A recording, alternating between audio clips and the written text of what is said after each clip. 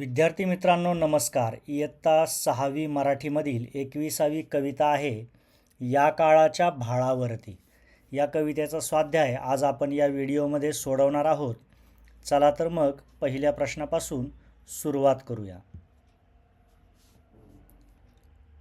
प्रश्न 1 आहे, 4-5 वाक्यात उत्तरे लिहा. इथे आपल्याला काही प्रश्न दिलेले आहेत, त्यांची उत्तरं आपल्याला 4 ते 5 वाक्यांमध्ये द्यायची आहेत.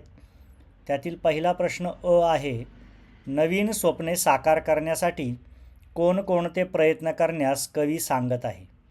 उत्तर पाहूया. कवी नवीन स्वप्ने साकार करण्यासाठी सांगत आहेत की तू या काळाच्या भाळावर तुझ्या कर्तृत्वाच्या तेजाचा टिळा लाव. तुझ्या कष्टातून या ठिकाणी मानवतेचा मळा फुलव. तू रोज नवीन स्वप्ने पहा. तुझ्या स्वप्नांपर्यंत जाणाऱ्या वाटेवर काटे असले तरीही तू पुढे जात राहा. कितीही संकटे आली तरीही मागे फिरू नको. अंधाराला दूर करून सगळीकडे तुझ्या तेजाचा प्रकाश पाड. असे प्रयत्न कवी स्वप्ने साकार करण्यासाठी सांगत आहेत. अशा पद्धतीने नवीन स्वप्ने साकार करण्यासाठी कवी काय सांगतायत हे कवितेमध्ये आलेलं आहे. ते आपण इथं 4-5 वाक्यात लिहायचं आहे. पुढील प्रश्न पाहूया. यानंतर प्रश्न आहे, पानकळा नाचत केव्हा येईल असे कवीला वाटते. उत्तर आहे, काट्यांमधल्या वाटांमधून जेव्हा तू चालत पुढे पुढे जाशील तेव्हा या वाटा तुला पाऊस भरल्या नभाकडे अलगद घेऊन जातील. तुझ्या स्वप्नांपर्यंत पोहोचवण्यास मदत करतील. तेव्हा उन्हाच्या झळा सरून जातील आणि पानकळा नाचत येतील असे कवीला वाटते. तर हे कवितेमध्ये आलेलं आहे. त्यानुसार आपल्याला इथे उत्तर लिहायचं आहे. पुढील प्रश्न पाहूया. प्रश्न आहे, नवीन दिशा शोधायला कवी का सांगत आहे. उत्तर पाहूया. जीवनामध्ये दुःखाचा अंधकार पसरलेला आहे. हा अंधकार संपवण्यासाठी नवविचारांची पहाट आणायला हवी. नवीन दिशा शोधल्यावर त्या वाटांवरून नवीन वारे, नवीन उषा म्हणजेच नवे सुख सापडेल. म्हणून कवी नवीन दिशा शोधायला सांगत आहेत. अशा पद्धतीने नवीन दिशा शोधायला कवी का सांगत आहे ते आपण कवितेच्या आधारे इथे लिहिलेलं आहे. पुढील प्रश्न पाहूया. यानंतर प्रश्न 2 आहे, आणि फुलू दे तुझ्या श्रमातून मानवतेचा इथे मळा. या ओळीचा अर्थ सांगा. ही कवितेमध्ये आलेली ओळ आहे, तिचा अर्थ आपल्याला लिहायचा आहे. उत्तर पाहूया. नवीन तरुण पिढीने अपार कष्ट करून नवविचारांची बाग फुलवायला हवी. अथक परिश्रम घेऊनच इथला माणुसकीचा मळा फुलणार आहे. तेजस्वी विचारांचे शिंपण करून कष्टाने मानवतेचा मळा फुलवावा अशी कवीची अपेक्षा आहे. असा या ओळीमध्ये आपल्याला जाणवलेला अर्थ आहे, तो आपण इथे मांडलेला आहे. या व्यतिरिक्त या ओळीतून तुम्हाला काही वेगळा अर्थ आणखी लक्षात येत असेल तर तो सुद्धा तुम्ही इथे लिहू शकता. पुढील प्रश्न पाहूया. मानवतेचे कार्य केलेल्या एका व्यक्तीच्या कार्याची माहिती 8-10 वाक्यात लिहा. या ठिकाणी आपल्या समाजामध्ये अनेक मानवतेचे कार्य केलेल्या व्यक्ती असतात, महान व्यक्ती असतात. त्यापैकी कोणीही एखादी व्यक्ती निवडून त्यांच्या कार्याविषयी आपल्याला इथे माहिती लिहायची आहे. आपण कर्मवीर भाऊराव पाटील यांच्याविषयी इथे माहिती घेतलेली आहे. तुम्ही तुमच्या आवडत्या एखाद्या व्यक्तीविषयी माहिती इथे लिहू शकता. आपण लिहिलेली माहिती आहे ती पाहूया. भाऊरावांनी मागास व गरीब मुलांना शिक्षण घेणे शक्य व्हावे म्हणून कमवावं शिका, श्रम करावं शिका हा मंत्र विद्यार्थ्यांना दिला. कर्मवीर भाऊराव पाटील हे ज्योतिराव फुले यांनी सुरू केलेल्या सत्यशोधक समाजाचे महत्त्वाचे सदस्य होते. सातारा जिल्ह्यातील काले या गावी दिनांक 4 ऑक्टोबर 1919 रोजी भाऊराव पाटील यांनी रयत शिक्षण संस्थेची स्थापना केली. भाऊरावांनी केवळ क्रमिक शिक्षणच नव्हे तर समता, बंधुता, श्रमप्रतिष्ठा, सामाजिक बांधिलकी आदी मूल्यांची शिकवण विद्यार्थ्यांना दिली. 1927 रोजी महात्मा गांधींच्या हस्ते त्यांच्या वसतिगृहाचे श्री छत्रपती शाहू बोर्डिंग हाऊस असे नामकरण केले गेले. 16 जून 1935 रोजी रयत शिक्षण संस्था नोंदणीकृत म्हणजेच रजिस्टर्ड झाली. याच साली साताऱ्यात भाऊरावांनी सिल्वर ज्युबिली ट्रेनिंग कॉलेज सुरू केले. भाऊरावांनी महाराजा सयाजीराव हायस्कूल या नावाने देशातले कमवा आणि शिका या पद्धतीने चालणारे पहिले फ्री अँड रेसिडेन्शियल हायस्कूल सुरू केले. इसवी सन 1947 साली भाऊराव पाटलांनी साताऱ्यात छत्रपती शिवाजी कॉलेजची, तर इसवी सन 1954 साली कराड येथे सद्गुरू गाडगे महाराज कॉलेजची स्थापना केली. शाळा व महाविद्यालयांसाठी प्रशिक्षित शिक्षकांची उणीव भासू लागली म्हणून त्यांनी प्रथम महात्मा फुले अध्यापक विद्यालय व पुढे इसवी सन 1955 सातारा येथे मौलाना आझाद यांच्या नावाने आझाद कॉलेज ऑफ एज्युकेशन सुरू केले. अशा पद्धतीने आपल्या महाराष्ट्रातील थोर समाजसेवक कर्मवीर भाऊराव पाटील यांच्या कार्याची माहिती आपण या प्रश्नाच्या उत्तरामध्ये लिहिलेली आहे. पुढील प्रश्न पाहूया. यानंतर पुढचा प्रश्न आहे, तुमची इतरांना मदत होईल असे कोणते चांगले काम तुम्ही करू इच्छिता ते सविस्तर लिहा. तर इथे आपण उत्तर लिहिलेलं आहे, माझी इतरांना मदत होण्यासाठी मी समाजाची सेवा करेन. समाजातील लोकांच्या शिक्षण आणि आरोग्य याविषयी अनेक समस्या असतात, त्या सोडवण्याचा मी प्रयत्न करेन. अशा पद्धतीने तुमच्या आवडीचं जे सामाजिक काम असेल, चांगलं काम असेल, त्याविषयी तुम्ही इथे लेखन करू शकता. पुढील प्रश्न पाहूया. प्रश्न 5वा आहे, कवितेतील मानव रोज नवी स्वप्ने पाहतो, तशी तुम्ही कोणकोणती स्वप्ने पाहता? तर आपणही वेगवेगळी स्वप्न पाहत असतो आणि त्यांची आपल्याला इथे यादी लिहायची आहे. आपण काही गोष्टी लिहिलेल्या आहेत. याप्रमाणे तुम्ही जी स्वप्न पाहता त्याची भर घालून तुम्ही इथे लेखन करू शकता. आपण घेतलेल्या गोष्टी आहेत, देशातील अंधश्रद्धा नष्ट व्हावी, विषमता पूर्णपणे नष्ट व्हावी, जातीभेद नष्ट व्हावेत, सर्वांची स्वप्ने पूर्ण व्हावीत, सर्वांच्या जीवनात आनंद नांदावा आणि राष्ट्र सुजलाम सुफलाम व्हावे. अशा पद्धतीने काही स्वप्न आपण इथे लिहिलेली आहेत, जे आपण आपल्या देशाच्या प्रगतीसाठी पाहत असतो. याप्रमाणेच तुम्हीसुद्धा तुमची स्वप्न इथे लिहू शकता. पुढील प्रश्न पाहूया. खालील तक्त्यात अ गटात कवितेच्या ओळी दिल्या आहेत, ब गटात ओळींचा अर्थ लिहा. इथे आपल्याला कवितेतील काही ओळी दिलेल्या आहेत आणि त्या ओळींचा आपल्याला जो अर्थ लक्षात येतो तो आपल्याला इथे लिहायचा आहे. त्यातील पहिली ओळ आहे सूर्यफुलांच्या फुलवी बागा.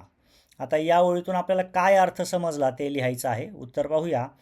सूर्यफुले ज्याप्रमाणे सूर्याचे प्रतीक असतात, जणू ती सूर्याचे तेज आपल्यात साठवत असतात, त्याचप्रमाणे तू उजळून तुझा प्रकाश सर्व घराघरात पसरू दे असे कवीला वाटते. पुढील ओळ पाहूया. यानंतरची कवितेतील ओळ आहे, काट्यांमधल्या वाटांमधूनी चालत जातू पुढे पुढे. तर यातून आपल्याला काय अर्थ समजला ते पाहूया. काट्यांमधल्या वाटांमधून म्हणजेच अडचणीच्या मार्गांमधून तू पुढे पुढे चालत राहा. स्वप्न साकार करताना येणाऱ्या अडचणींवर मात करून पुढे पुढे जात राहा. यानंतरची कवितेतील ओळ दिलेली आहे, अंधाराला तुडवीत जाऊन घेऊन येतू नवी पहाट. याचा अर्थ पाहूया.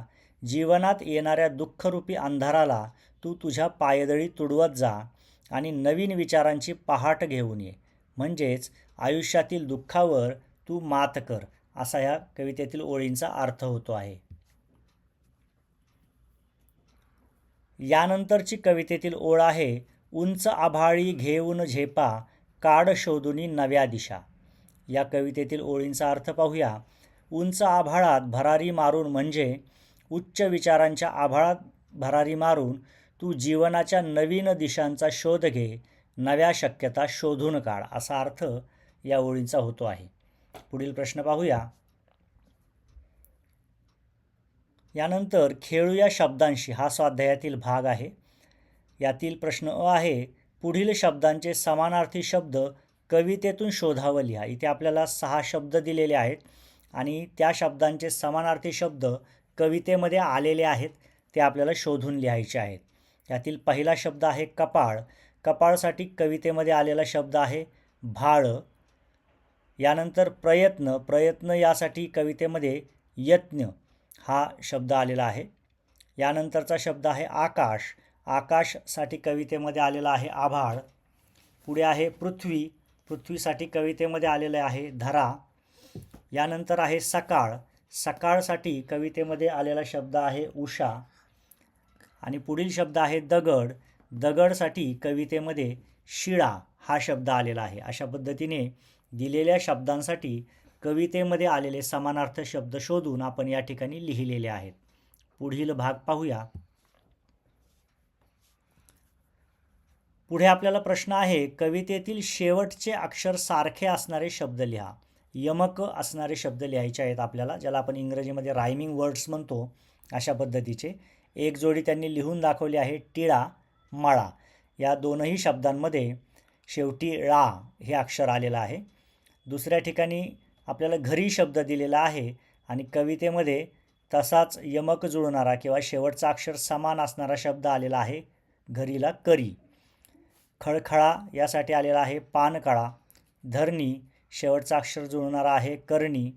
देऊन, जाऊन, पहाट, ललाट, दिशा, उषा, नेतील, जातील. अशा पद्धतीने दिलेल्या शब्दांच्या मध्ये जो शेवटचा अक्षर आहे तेच शेवटचा अक्षर असणारे कवितेतील शब्द आपण शोधून त्या शब्दांच्या जोडीने लिहिलेले आहेत. पुढील भाग पाहूया. यानंतर प्रश्न ई आहे, कणाकणाला म्हणजे प्रत्येक कणाला अशा प्रकारचे इतर शब्द शोधून लिहा. तर अशा प्रकारचे इतर काही शब्द आहेत. घराघराला म्हणजेच प्रत्येक घराला, क्षणाक्षणाला म्हणजे प्रत्येक क्षणाला, दारादाराला म्हणजे प्रत्येक दाराला, पानापानाला म्हणजे प्रत्येक पानाला आणि पावला पावलाला म्हणजे प्रत्येक पावलाला. असे अनेक शब्द आपण शोधून लिहू शकतो. यामध्ये काही शब्द शोधून तुम्ही यामध्ये भर घालून लेखन करायचं आहे. पुढील प्रश्न पाहूया.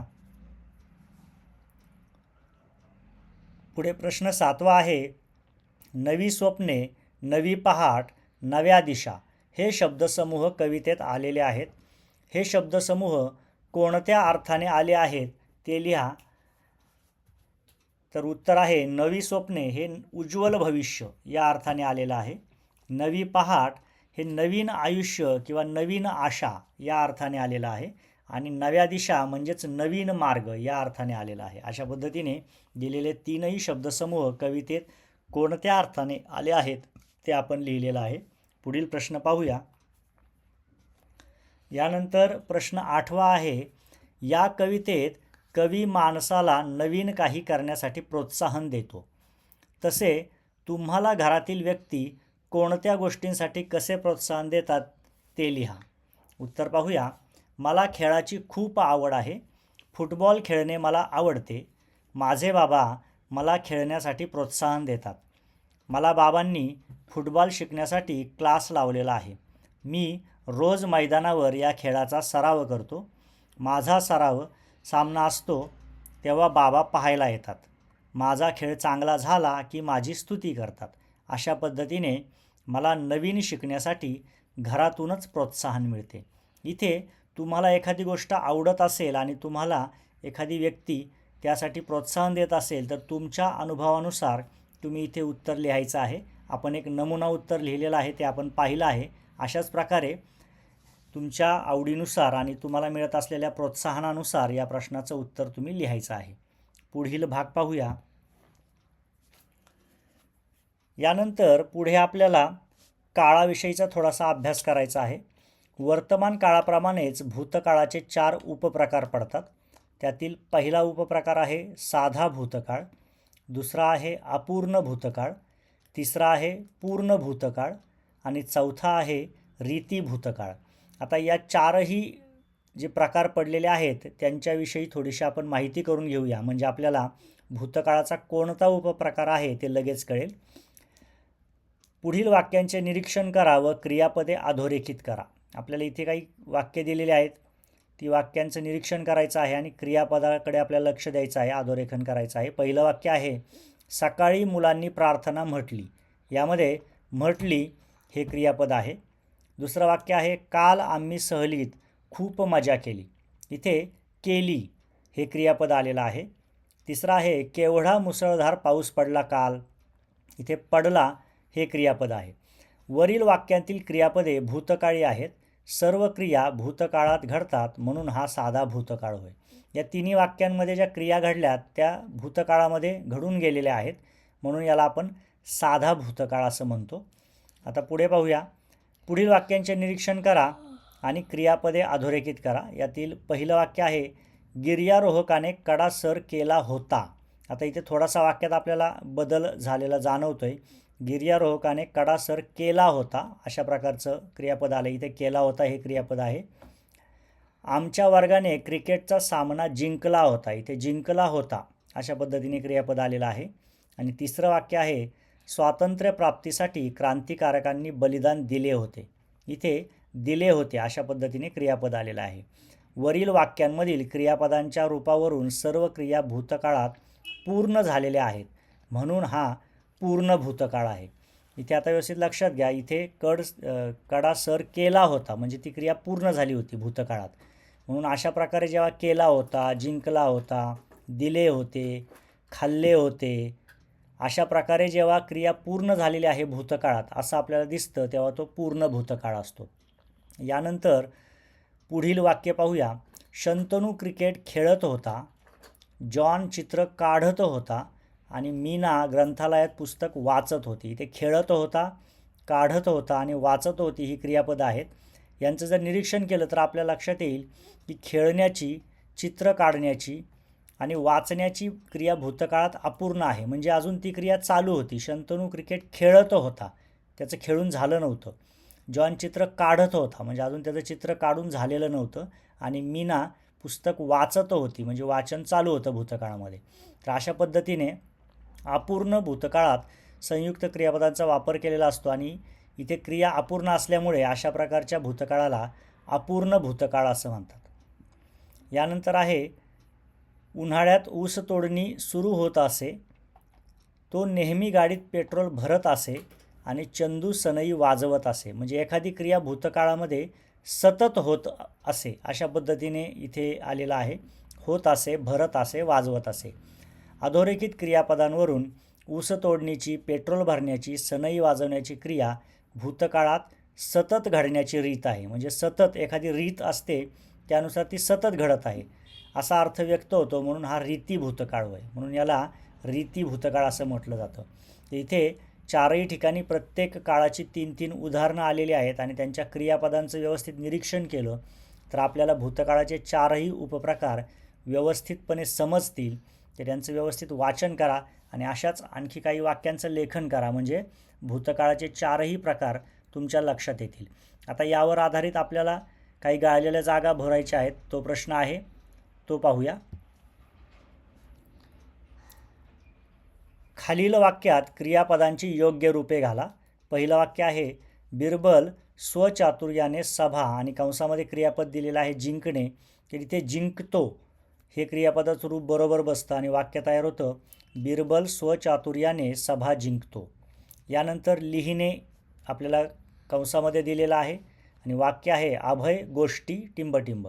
तर इथे अभय गोष्टी लिहितो हे क्रियापदाचं रूप बसेल. तिसऱ्या ठिकाणी विचार करणे ही क्रिया दिलेली आहे. सायकल चालवण्यामागे वीणा पर्यावरणाचा विचार करते. तर इथे विचार करणे या क्रियापदाचं योग्य रूप आहे. विचार करते ते आपण लिहिलेलं आहे. पुढे आहे पुढील वाक्यात क्रियापदाचे अपूर्ण भूतकाळी रूप घाला. इथे आता अपूर्ण भूतकाळी रूप घालायचं आहे आपल्याला म्हणजे क्रिया भूतकाळात चालू होती असं आपल्याला दिसलं पाहिजे तेव्हा ते अपूर्ण भूतकाळी रूप होईल. तर काल 5 वाजता सोनाली शाळेतून येत होती. तर अशा पद्धतीने येण्याचं आपण येत होती केलं तर हा अपूर्ण भूतकाळ होईल. वैभवी कालच्या नाटकात उत्तम अभिनय क्रियापद आहे करणे तर ती क्रिया चालू होती त्यामुळे करीत होती. वैभवी कालच्या नाटकात उत्तम अभिनय करीत होती असं आपल्याला लिहावं लागेल म्हणजे अपूर्ण भूतकाळी वाक्य होईल. तिसरं वाक्य आहे काल 9 वाजता सौरभ आकाशाचे निरीक्षण करणे ही क्रिया आहे. तर आपल्याला वाक्य असं बनवावं लागेल काल 9 वाजता सौरभ आकाशाचे निरीक्षण करीत होता. अशा पद्धतीने येत होती, करीत होती आणि निरीक्षण करीत होता असं क्रियापदाचं रूप घातल्यानंतर ही वाक्य अपूर्ण भूतकाळी होतील. अशा पद्धतीने आपण दिलेल्या गाळलेल्या जागा भरून या प्रश्नाचं उत्तर लिहिलेलं आहे. या ठिकाणी कवितेवरचा स्वाध्याय पूर्ण होत आहे. स्वाध्यायातील सर्व प्रश्नांची उत्तरे आपण व्यवस्थितपणे पाहिलेली आहेत. त्या सर्वांचा व्यवस्थित अभ्यास करा आणि हा स्वाध्याय आपल्या वहीमध्ये सुंदर हस्ताक्षरात लिहून काढा. आजचा व्हिडिओ या ठिकाणी पूर्ण होत आहे. धन्यवाद.